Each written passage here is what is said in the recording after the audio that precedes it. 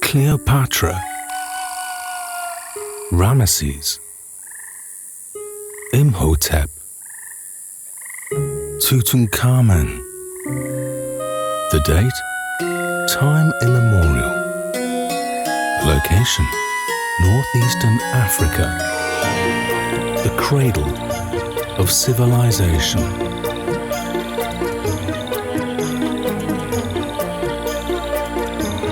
It is here, on the muddy banks of the Nile, where ancient Egyptians first crawled out of their birthing pools to sculpt the ancient city of Cairo from a calculus of their hardened saliva. These first builders had as much DNA in common with the modern mosquito as they did with you or I. As the scale of their constructions grew from cubes and hovels to great pyramids, the preeminent artists and writers of the age turned their attentions to erections of an altogether more intimate sort. Their efforts would culminate in the seminal work, the Turin Erotic Papyrus. Stretching nearly 3 meters in length and 25 centimeters in girth, the Turin Erotic Papyrus was composed of a series of risque vignettes, together telling the story of a casual encounter amidst the sand and the reeds. In one panel, a man wrapped in strips of bog linen humps his young courtesan for information as melted beeswax drips down her neck from beneath an elaborate hairstyle. In the next, the lovers share a bottle of wine as they negotiate which of the sexual body shapes each is willing to assume later in the evening. Before long, she's asked him over to her living quarters to fix a problem with her plumbing. He is happy to oblige.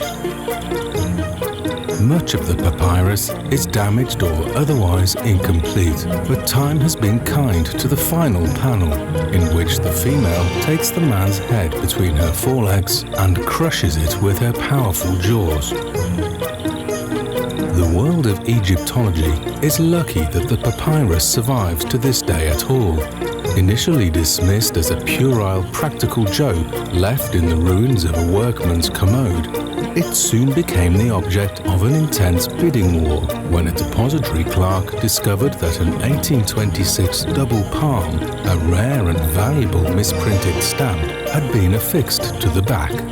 Following its purchase by a reclusive watchmaker, it languished in his private collection until his death in 1918, at which point it was thoroughly cleaned and then donated to the Egyptian Museum of the Shroud of Turin in Italy's Piemonte region. It is there that the Turin Erotic Papyrus is exhibited today for all possessing a valid government-issued ID to see. Scholarly study of the papyrus at the museum has produced several secondary artifacts. Perhaps most well-known is the typeface, known itself as papyrus, its letter forms derived from the bodily contortions depicted in the ancient illustrations.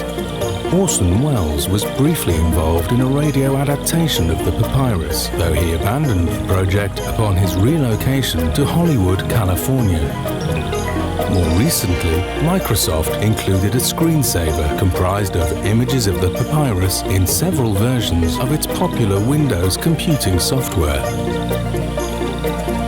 In today's fast-paced world, it is easy to forget the mystical beauty and the sudden embarrassment of that document which has captured imaginations for 2 centuries.